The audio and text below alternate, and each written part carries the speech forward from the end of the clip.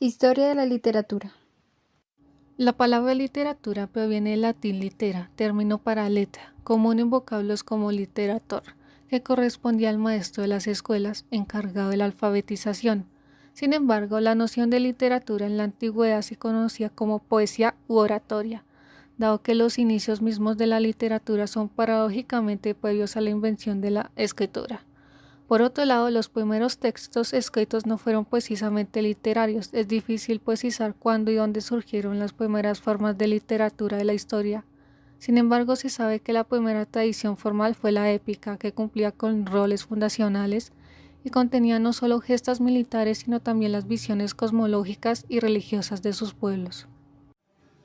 La literatura es una de las bellas artes y una de las más antiguas formas de expresión artística, caracterizada, según el diccionario de la Real Academia Española, por la expresión verbal, es decir, que alcanza sus fines estéticos mediante la palabra, tanto oral como mayormente escrita.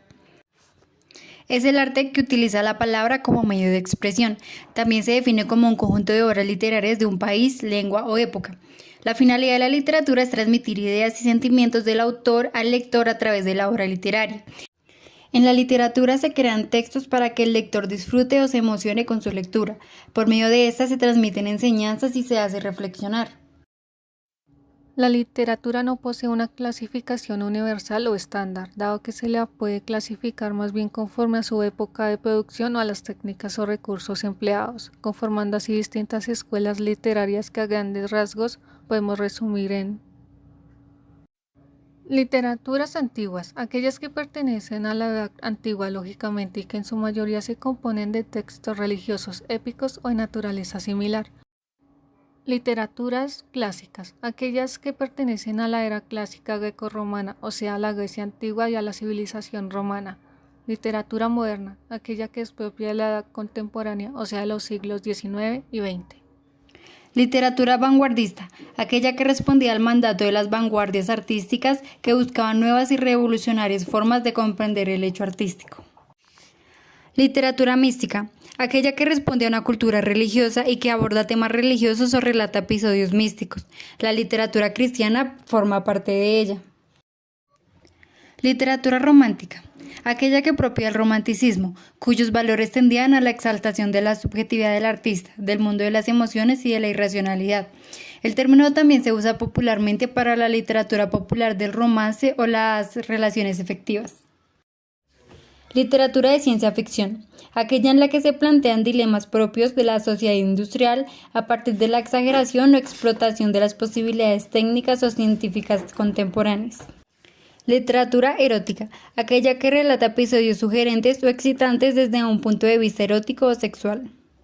Literatura realista, aquella en la que se representan ficciones que responden a los mismos principios del mundo real. Literatura fantástica, aquella que se aleja del mundo real y crea las normas de su propio universo, dando cabida a eventos mágicos y realistas, entre otros.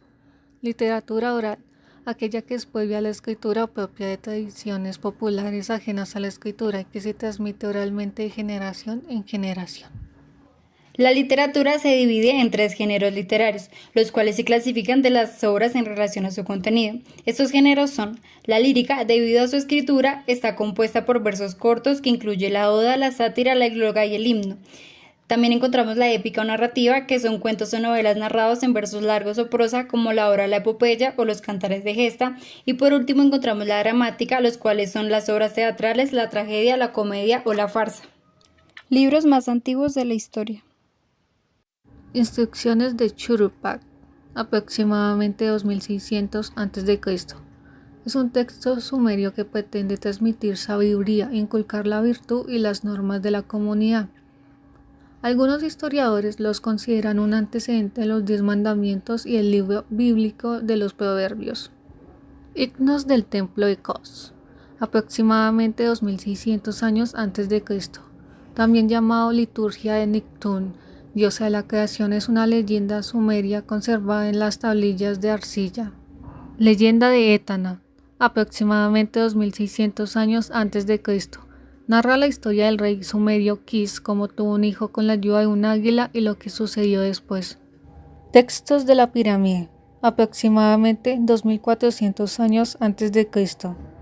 Son escritos provenientes del antiguo Egipto, fueron labrados en las paredes y el sarcófago de la pirámide de Saqqara.